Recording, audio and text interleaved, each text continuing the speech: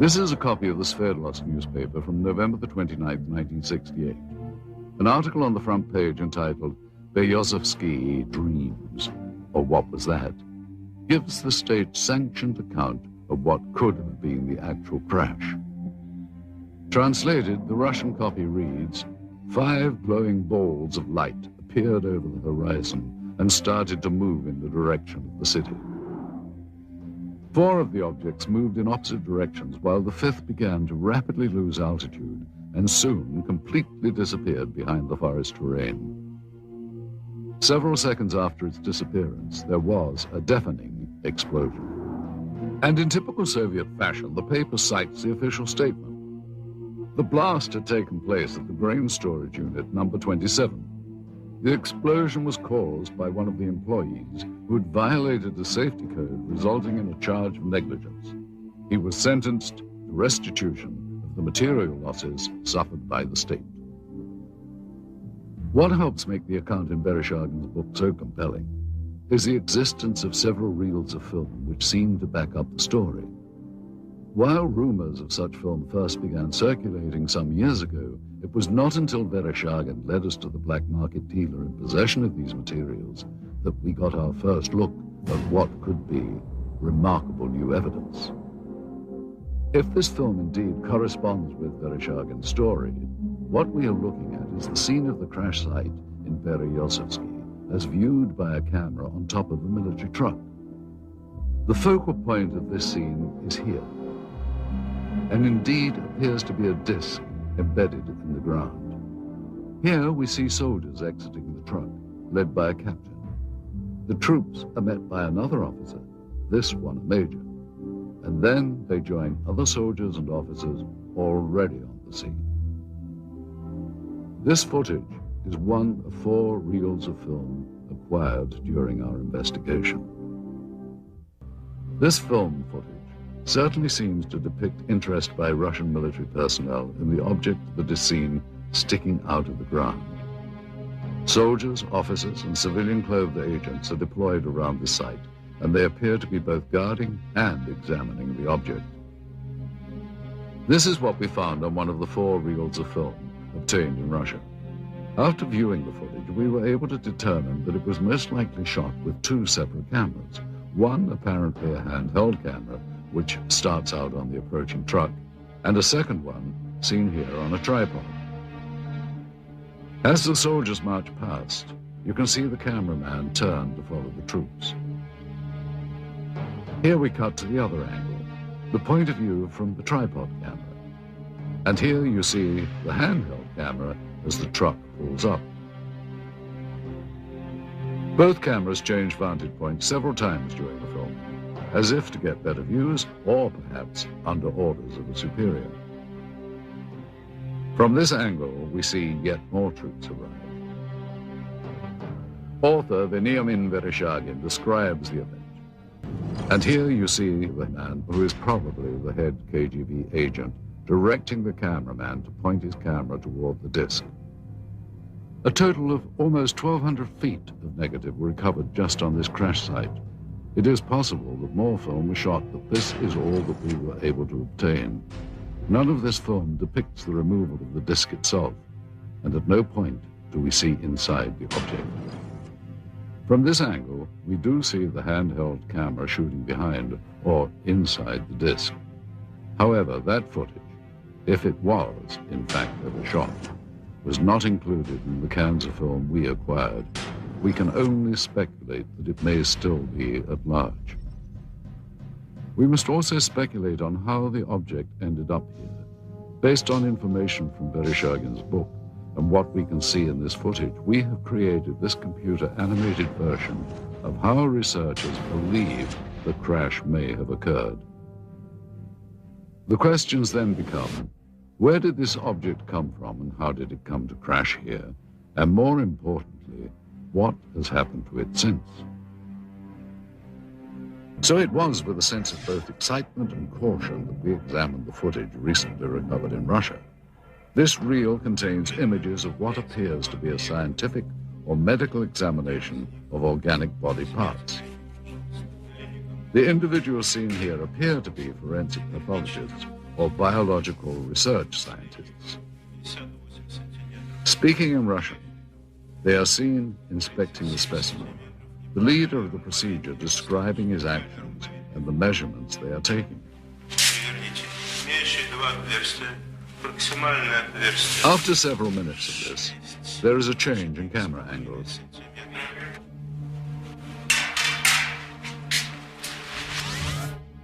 Now we see the specimen being more extensively examined. Придерживайте инструмент.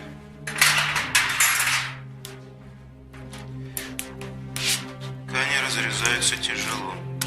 Пробуем кусачки. Придерживайте.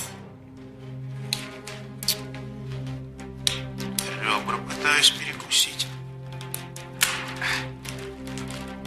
Так, нож. Tools are used to cut open what the leader constantly refers to as tissue. Что-то белое попадает. Очень ригидные ткани. Давайте попробуем другим. Придерживайся.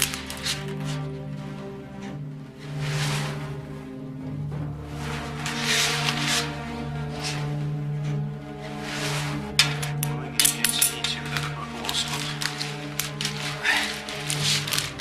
Инструмент.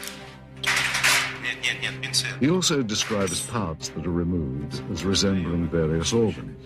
Записывайте, достаем внутренние органы, надрезаем похожую на клетчатку внутреннюю ткань. The camera angle changes again.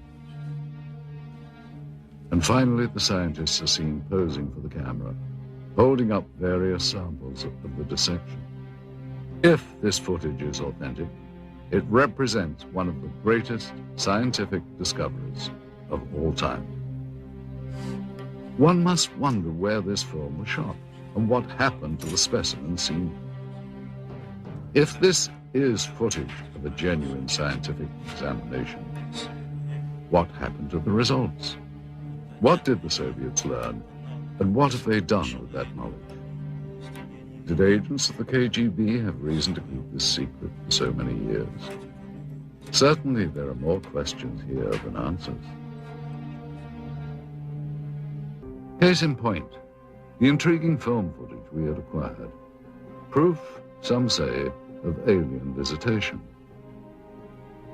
Being that this material is of such sensational nature, we had many questions regarding its history. Little information was provided us by the black market dealer from whom the film was purchased. It is likely that such materials were kept stored in a holding facility, a vault located beneath KGB headquarters perhaps, reserved only for those with the highest level of security clearance. This former agent was able to confirm interest not only in the 1968 crash near Belozovsky, but in other Soviet attempts to recover UFO documentation and technology. Alien reverse engineering. If the Russians had in fact recovered an extraterrestrial vehicle, as they seem to be doing in this footage, they no doubt would have wanted to benefit from its technology. And the kicker is, the fact that you get troops out there and a cameraman doesn't necessarily mean it's a flying saucer. We need to be a little cautious about jumping to conclusions. Now, I think that film is worth a detailed investigation. Those things cost a lot of money, actually, to go over it. You have different specialists looking at it. You know, are the uniforms correct for the time frame? Is the film actually made in the Soviet Union? We asked Russian film expert Sergei Goncharov to examine the film for its authenticity. He first explained the background of the film cans. And this is the name of the factory that manufactures the motion picture film in the city of Pereslavl. This is the type of film type A2, which is the emulsion. After Sergei examined the cans, he felt that they were authentic and consistent with the area and time period from which they had allegedly come. Now that we've looked at the cans, the next thing to do was to actually find out if the film itself had any markings on it. Okay, in the very beginning of the film, we have this word, which in Russian says начало, or the beginning, or the start.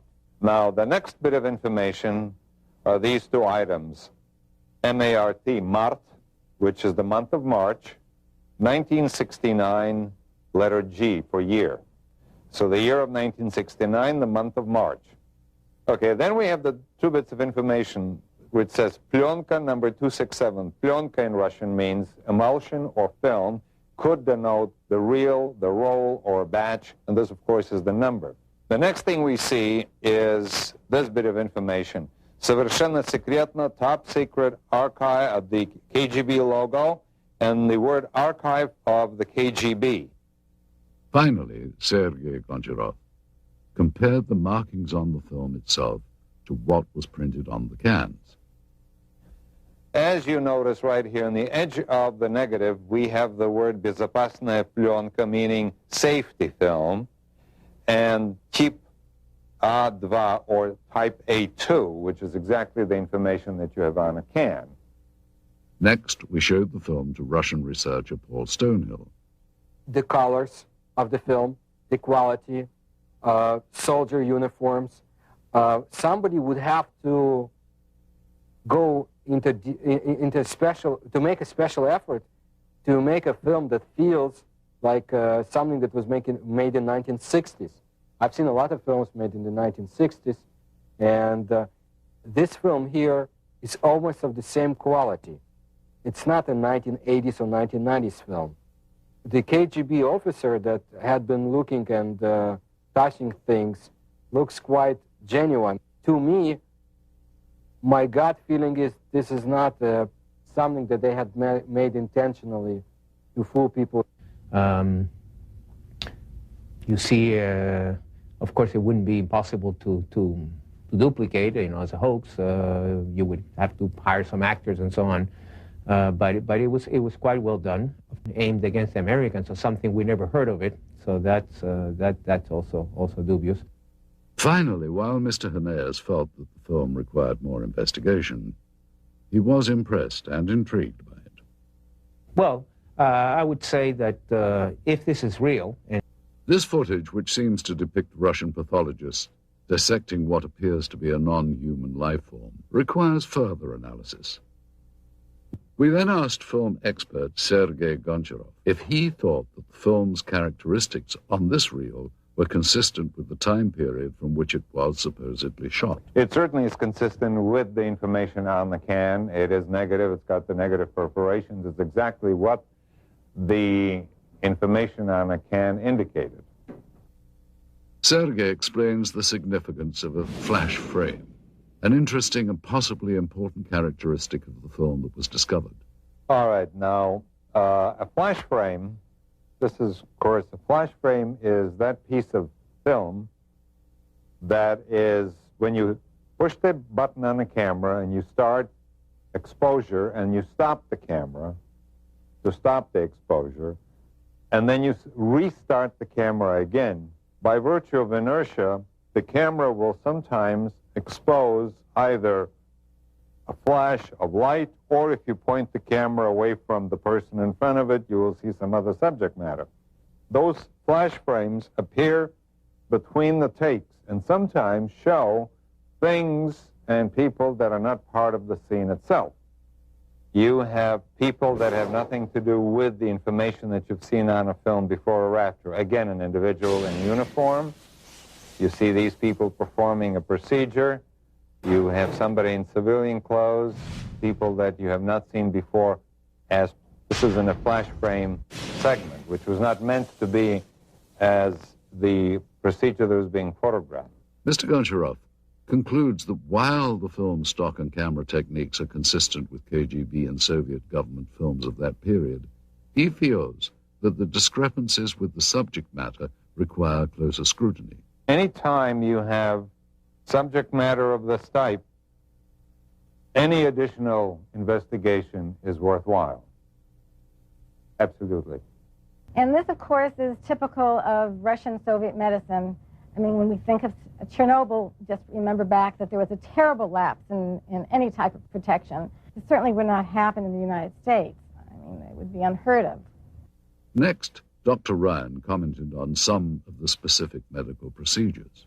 All right, what's happening here is that they're using dissecting scissors to open up the sternum, which is a common procedure at that time. He's using the proper tool. The way they're holding and using the various tools looks correct, which indicates to me these people know what they're doing. I would say there's little doubt that these are actual Russian medical people. Now, if you look closely at this procedure here, which is repeated several times in this footage, what they're doing is removing a piece of material. The one doctor refers to it as an organ or resembling an organ. Then the diener snips off a small sample which is placed in a specimen jar for later analysis. Well, that's exactly what would be done in a forensic case or in the case of scientific research, for instance, if some new species had been discovered. They would remove very small pieces for later chemical and microscopic examination. The lead doctor also mentions a structure he describes as resembling ribs. And here you can see what indeed resembles a rib cage, as if this was the torso of some anthropoid or human-like organism. Finally, though Dr. Ryan was unable to identify the subject matter, she believes that the techniques were consistent with those practiced in the Soviet Union during the late 1960s. We have little information about the specimen seen here, other than the pathologist's description and the KGB code name, Sverdlovsk midget. We wondered, though, how such a being might appear had it been recovered intact. Further investigation and make it much easier to simply write off any UFO account or evidence as nonsense. This incredible footage depicts members of the Soviet armed forces and what are believed to be 2 KGB agents inspecting and recovering a crashed flying saucer. Russian author Benjamin Vereshchagin has an idea. Attempting to verify the authenticity of this evidence, we have had the footage and the film itself examined by several experts. We also carefully studied the documents we had procured, which lent further credibility to what we had been told. Among the most telling was this top-secret KGB report specifically referring to Operation Sverdlovsk Midget and describing in detail the recovery operation at Beryozevsky. This document mentions the crashed disc, the organic remains, and the filming itself. There was also this secret order from the Soviet Ministry of Defense requesting assistance from military unit 67527. We looked closely at such elements of the footage as the uniforms and the arm patches worn by the soldiers. These patches seem consistent with the patch worn by such Soviet Army air defense companies as military unit 67527. They're all wearing winter coats, which don't appear to have much in the way of insignia on them. And that is not out of character for the winter coats. They would generally not contain much in the way of identification. These are all members of the same unit. I can see that the weapons are AK-type weapons. The main battle weapon of the Russian army, even up through today's date, is the automatic Kalashnikov weapon. Yeah, it's clearly an AK, fixed stock, birch stock, no muzzle brake, milled receiver, no question about it. That also seems to be consistent with the muzzles of the weapons that I can see in this film. In addition, we had notes from the scientific examination of the recovered organic specimen, which seemed consistent with the soundtrack of the dissection footage. With so many elements in seeming consistency, Vereshchagin's story becomes even more tantalizing and perplexing at the same time. Is it possible the Russians actually recovered an alien craft and its occupant 3 decades ago? In the course of our investigation, our goal was to follow every lead, to search for every scrap of information regarding the incident so named Operation Sverdlovsk Midget. The tenuous paper trail we have reconstructed using recovered government documents led us eventually to a lab of the former All-Union Scientific Research Institute of Biology. In attempting to obtain records on the individuals depicted in the dissection footage, we turned up these additional documents. 3 death certificates, all dated March the 24th, 1969, within a week after records indicate the examination was performed. Cause of death for all 3, cerebral hemorrhage. Dr. Ryan told us that the odds of this occurring naturally are next to 0. The former state-run institute is now a private teaching center known as the Moscow Medical Institute. That this is the same facility as seen in the film footage becomes obvious with a comparison of such fixtures as the stonework tables and the distinctive tiling on the floors. Indeed, many questions about the film footage and the alleged Operation Sverdlovsk Midget remain unanswered. Any extraordinary find, such as the apparent filmed record of a crashed spacecraft, or of what appears to be scientists examining parts of an alien life form, require further analysis. Yet it seems incredible that so many elements of this story from so many diverse sources appear consistent. The original account as told by researchers and witnesses, the recovered documents, and of course, the film. Thank you for joining us.